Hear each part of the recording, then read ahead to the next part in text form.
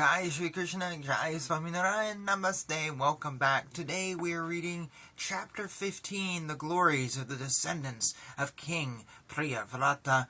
Sukadeva Goswami continued. The son of Maharaja Bharata, known as Sumati, followed the path of Vyasadeva. But in the age of Kali, some unscrupulous people will imagine him to be Lord Buddha himself. These people, who will actually be atheistic and of bad character, will interpret the Vedic principles in an imaginary, infamous way to support their activities.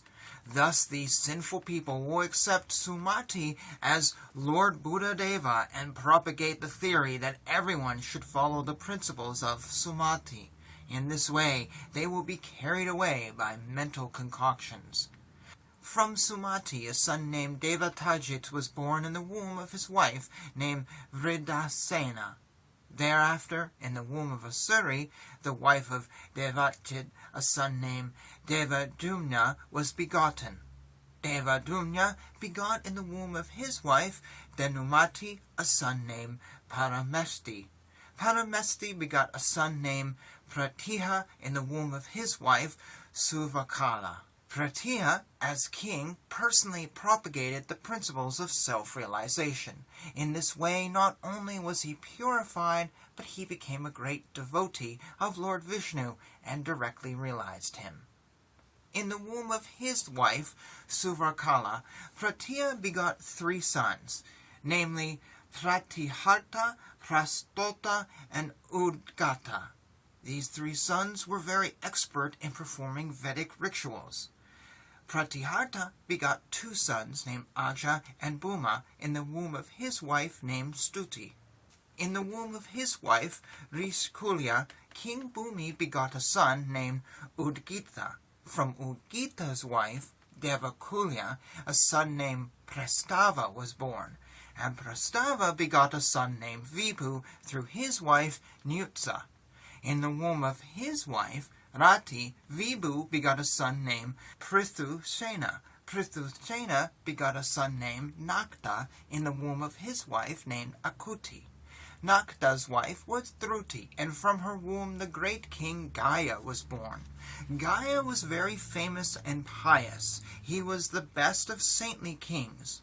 Lord Vishnu and his expansions, who are meant to protect the universe, are always situated in the transcendental mode of goodness.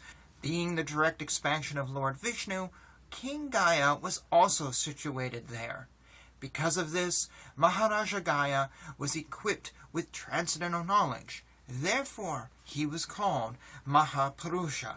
King Gaya gave full protection and security to the citizens so that their personal property would not be disturbed by undesirable elements. He also saw that there was sufficient food to feed all the citizens. He would sometimes distribute gifts to the citizens to satisfy them.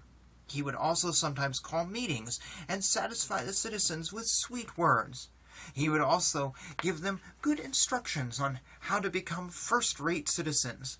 Such were the characteristics of King Gaya's royal order. Besides all this, King Gaya was a householder who strictly observed the rules and regulations of household life. He performed sacrifices and was an unalloyed, pure devotee of Lord Vishnu. He was called Mahapurusha because, as a king, he gave the citizens all facilities, and as a householder he executed all his duties so that at the end he became a strict devotee of the Supreme Lord. As a devotee, he was always ready to give respect to other devotees and to engage in the devotional service of the Lord. This is called the Bhakti Yoga process. Due to all these transcendental activities, King Gaya was always free from the bodily conception. He was full in Brahman realization, and consequently he was always jubilant. He did not experience material lamentation. Although he was perfect in all respects, he was not proud, nor was he anxious to rule the kingdom. My dear king, those who are learned scholars in the histories of the Puranas eulogize and glorify King Gaya with the following verse. The great King Gaya used to perform all kinds of Vedic rituals. He was highly intelligent and expert in studying all the Vedic literatures. He maintained the religious principles and possessed all kinds of opulence. He was a leader among gentlemen and a servant of the devotees. He was a totally qualified plenary expansion of Lord Vishnu. Therefore, who could equal him in the performance of gigantic ritualistic ceremonies? All the chaste and honest daughters of Maharaja Daksha, such as Sharada, Maitri, and Daya, whose blessings were always effective, bathed King Gaya with sanctified water. Indeed, they were very satisfied with the king. The planet Earth, personified, came as a cow, and as though she saw her calf, she delivered milk profusely when she saw all the good qualities of King Gaya. In other words, Maharaja Gaya was able to derive all benefits from the earth and thus satisfy the desires of all citizens. However, he personally had no desire. Although he had personal desire for sense gratification, all his desires were fulfilled by virtue of his performance of Vedic rituals. All the kings with whom he had to fight were forced to fight on religious principles. They were very satisfied with his fighting, and they would present all kinds of gifts to him. Similarly, all the Brahmanas in his kingdom were very satisfied with King Gaya's munificent charities. Consequently, the Brahmanas contributed a sixth of their pious activities for King Gaya's benefit in the next life.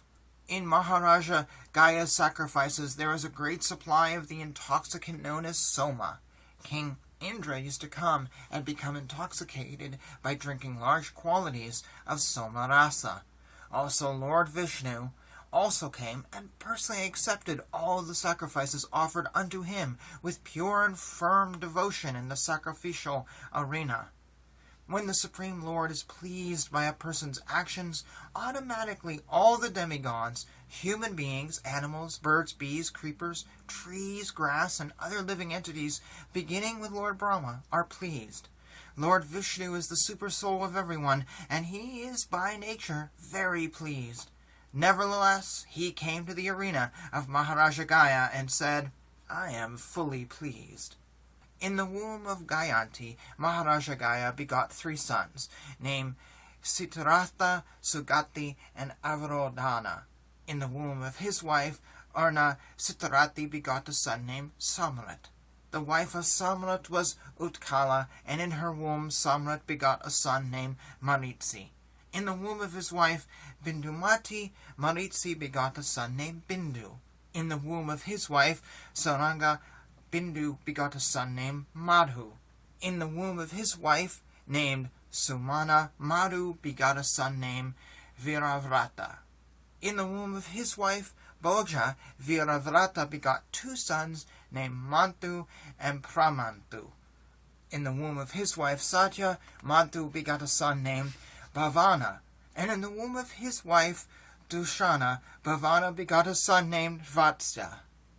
In the womb of his wife, Viratsana, Tavatsya begot a son named Viraja. The wife of Viraja was Visutsi, and in her womb Viraja begot 100 sons and 1 daughter. Of all these sons, the son named Satyajit was predominant. There is a famous verse about King Viraja. Because of his high qualities and wide fame, King Viraja became the jewel of the dynasty of King Priyavrata, just as Lord Vishnu, by his transcendental potency, decorates and is blessed by the demigods. And thus ends chapter 15, which I know felt a lot like the Bible's Genesis. In her womb, in her womb, in her womb. But I promise you, looking forward, it's about to get very interesting to offset what we just read. We're just going to keep this one short at somewhere around 10 minutes. And I thank you for watching as we walk through Canto 5. Someday we'll be on Canto 12, I promise. And that'll be quite an accomplishment. Jai Shri Krishna. Jai Shri Swami Narayan. Hare Krishna, Krishna Krishna, Hare Hare, Hare Rama, Rama Rama, Hare Hare.